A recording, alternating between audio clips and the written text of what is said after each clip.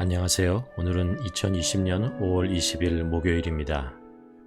오늘 함께 묵상할 하나님의 말씀은 에스더 6장 1절에서 10절까지 말씀입니다.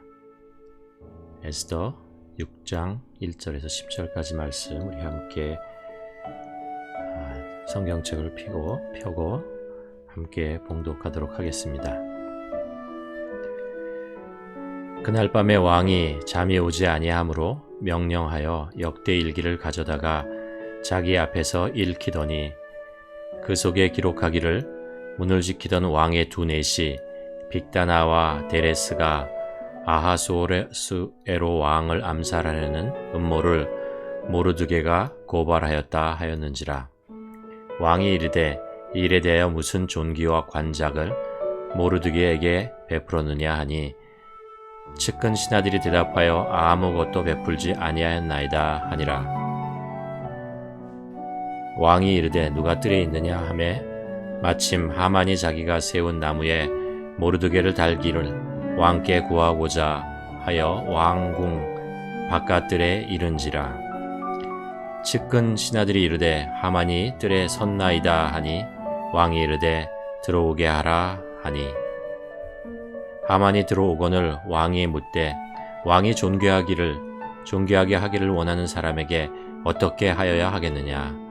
하만이 심중에 이르되 왕이 존귀하게 하기를 원하는 자는 나 외에 누가 있으리요 하고 왕께 이르되 왕께서 사람을 존귀하게 하시려면 왕께서 입으시는 왕복과 왕께서 타시는 말과 머리에 쓰시는 왕관을 가져다가 그 왕복과 말을 왕의 신하 중에 가장 존귀한 자의 손에 맡겨서 왕이 존귀하게 하기를 원하는 사람에게 옷을 입히고 말을 태워서 성중 거리로 다니며 그 앞에서 반포하여 이르기를 왕이 존귀하게 하기를 원하는 사람에게는 이렇게 할 것이라 하게 하소서 하니 이에 왕이 하만에게 이르되 너는 내 말대로 속히 왕복과 말을 가져다가 대궐 문에 앉은 유다 사람 모르드게에게 행하되 무릇 내가 말한 것에서 조금도 빠짐이 없이 하라.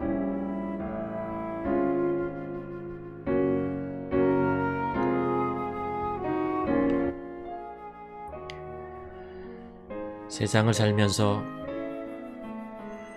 사람이 원하는 것을 이루려면 부와 권력이 있어야 한다고 말합니다.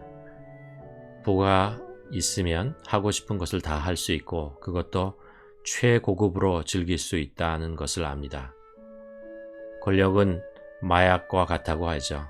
한번 가지면 절대 손을 뗄 수 없을 만큼 막강한 매력이 있습니다.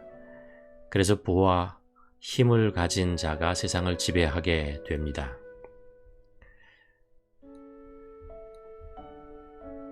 정말 그럴까요?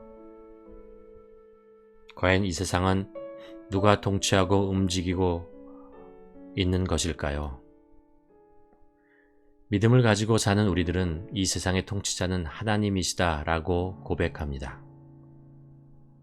하나님께서 이 세상을 지배하시고 하나님께서 이 세상을 운행하시며 섭리하신다라는 것입니다.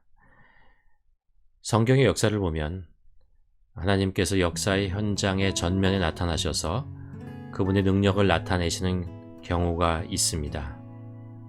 예를 들면 모세와 함께 하셨던 광야 40년의 생활, 선지자들의 사역의 현장들, 또 다른 경우에는 하나님께서 당신의 모습을 드러내지 않으시지만 보이지 않는 손으로 역사를 주관하시는 것입니다.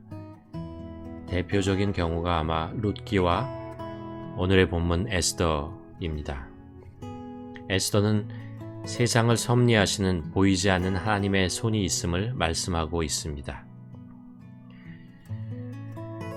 유다의 패망으로 포로로 잡혀온 사람들의 후손으로 에스더가 부모 없이 삼촌 모르드게의 손에서 평범하게 자랍니다. 그런데 이런 에스더가 바사왕 아하수에로의 왕후가 됩니다. 보이지 않는 하나님의 손이 작용한 것이죠. 그리고 어느 날 모르드게는 대궐문에 앉아 있다가 넷이 두 사람이 왕에게 원한을 품고 왕을 암살하려고 모의한다는 것을 듣게 됩니다. 그리고 그는 왕후를 통해서 왕에게 그들의 음모를 알리고 그 덕에 왕은 위기를 넘기게 됩니다. 이것 역시 하나님의 보이지 않는 손이 섭리하셨던 것이죠.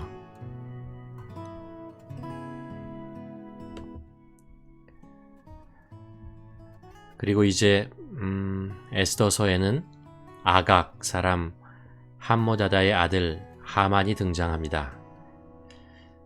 역사를 보면 페르시아의 아하수에로 왕은 주전 48년에 대군을 이끌고 그리스 원정을 나서게 됩니다. 그러나 살라미스 해전과 연이어 플라타니아 전쟁에서 대패를 당하고 원정에서 돌아와 궁에서 향락으로 세월을 보냈다고 합니다. 오늘 본문의 사건은 아하수에로 왕이 원정에서 대패하고 의욕을 잃고 향락에 빠져 지내던 시기였습니다. 아마 이 틈을 노리고 당시 엄청난 재력을 소유했던 아말렉 사람 하만이 제물로 왕의 환심을 사서 높은 지위를 확보할 수 있었던 것 같습니다. 그리고 하만은 이렇게 얻은 지위를 이용하여 왕과 같은 권력을 휘두르며 횡포를 부리게 됩니다. 심지어 왕의 명령으로 하만이 대궐 문을 지날 때마다 모든 신하들에게 자신을 향해 꿇어 절을 하도록 강요합니다. 그런데 모르드게만이 하만에게 꿇어 절을 하지 않자 이번에도 왕을 은 10,000달란트의 엄청난 돈으로 매수하여 모르드게만 아니라 그의 유다민족까지도 모두 말살하라는 조서를 만들게 됩니다.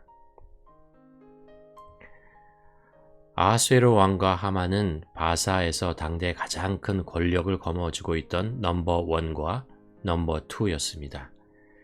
자신이 원하는 것은 무엇이든 할 수 있는 힘과 재력과 지위를 가지고 있었죠.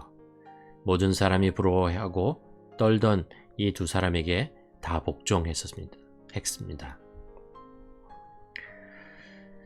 그런데 에스더서에서 전개되는 사건들을 보면 사실 이 두 사람은 아무것도 모르는 사람이었습니다. 인도에서 구스까지 천하를 통치하며 호령했던 아하수에로 왕이 수산궁에서 모든 방백들을 초청하여 힘과 부를 과시하며 사치스럽게 잔치를 베풀고 있을 때 왕후의 미모를 자랑하고 싶어서 나오라고 명령했는데 자기 아내가 그것을 거절하여 사람들 앞에서 자신에게 망신을 줄 몰랐을 것입니다. 또한 아하수에로 왕은 당시 어떤 나라도 대적할 수 없는 군사력을 가졌고 그래서 도시 국가에 불과한 그리스 원정을 나섰죠. 그런데 2번이나 참패를 당하고 패자가 되어 돌아오게 될 줄 몰랐습니다. 그리고 자신에게 절대 복종했던 넷이 두 사람이 자기를 죽이기 위해서 음모를 꾸기고 있었다는 것을 전혀 눈치채지 못했습니다. 나중에 자신이 어떻게 죽게 될지도 몰랐습니다. 결국 아하수에로 왕은 암살당하고 맙니다. 세상의 권력은 용기를 주는 것이 아니라 더 큰 두려움을 줍니다. 왜냐하면 알면 알수록 가지면 가질수록 더 모르는 것이 많고 더 막강한 힘이 있다는 것을 직면하게 되기 때문이죠.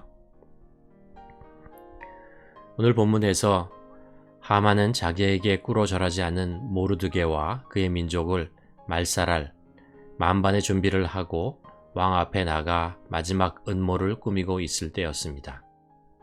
또한 왕후 에스더의 잔치에 왕과 함께 유일하게 초청받고 자신이 최고의 권력과 영광을 소유하고 있다는 것을 인정받고 통쾌해하고 자랑하고 있었습니다. 모든 것이 하만의 손안에 있었습니다.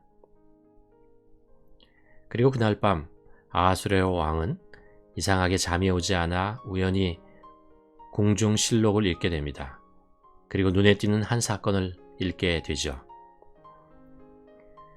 자신을 죽이려는 두 내시의 내란 음모 사건과 모르드게가 그 음모를 미리 알고 고발하여 목숨을 건지게 되었다는 것입니다. 온몸에 다시 한번 식은땀이 흘렀을 것입니다. 그런데 알고 보니 그 음모를 알려준 은인과 같은 모르드게에게 아무런 포상도 하지 않고 그냥 넘어가 버렸다는 것을 알게 되지요. 그래서 왕은 신하를 붙여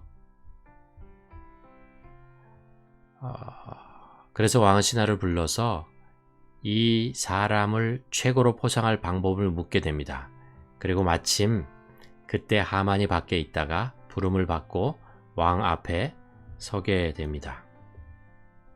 왕이 이르되 누가 뜰에 있느냐 하매 마침 하만이 자기가 세운 나무에 모르드게 달기를 원하 왕께 구하고자 하여 왕궁 바깥들에 이른지라. 참 세상 일은 알 수가 없습니다. 지금 왕은 생명의 은인인 모르드게를 포상하려고 하만을 부르고 하만은 그 모르드게를 죽이려고 왕을 아련합니다.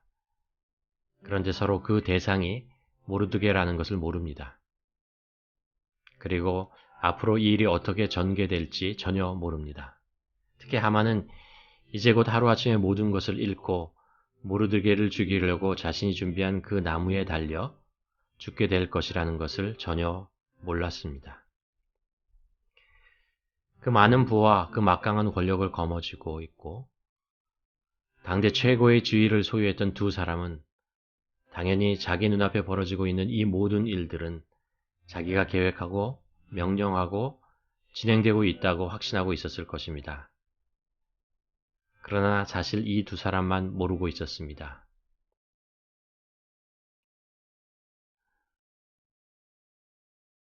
그렇다면 모르드게와 에스더는 모든 것을 알고 있었을까요?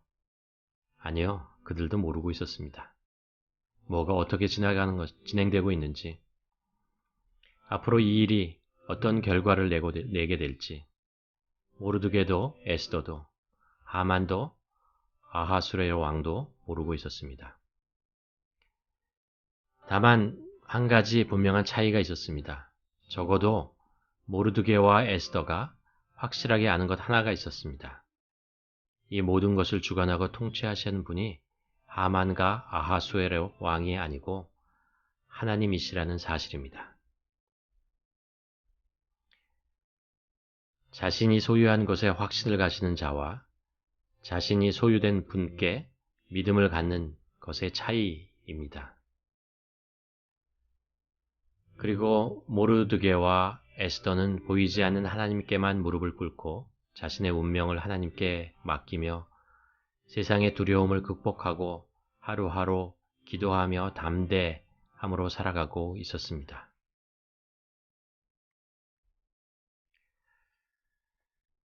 여기서 잠깐 멈추고 오늘 말씀을 묵상해 보았으면 합니다.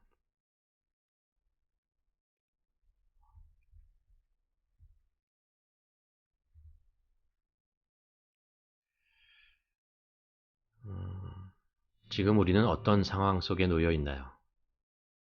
그것이 나에게 어떤 기쁨, 감사, 소망을 주고 있나요? 아니면 압박, 두려움, 혼돈, 실망을 주고 있지는 않나요? 나는 역사의 주인이 누구라고 고백하며 살고 있나? 내 앞에서 일어나는 일들이 어떻게 진행되는지는 몰라도 적어도 그 모든 일이 최종적으로 누구의 손에 있다는 것은 분명히 믿고 있나?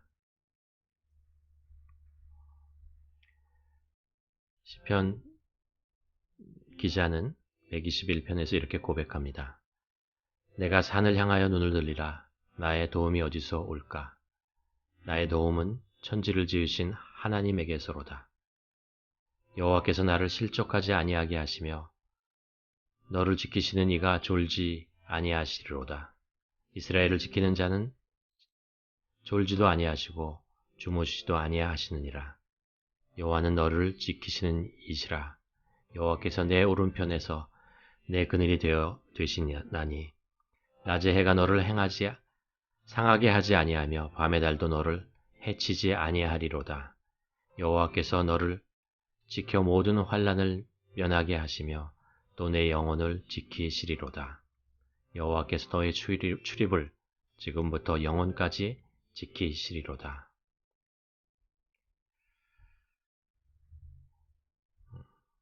오늘 우리가 이런 확신을 가지고 오늘 본문을 다시 한번 묵상해 보기를 원합니다.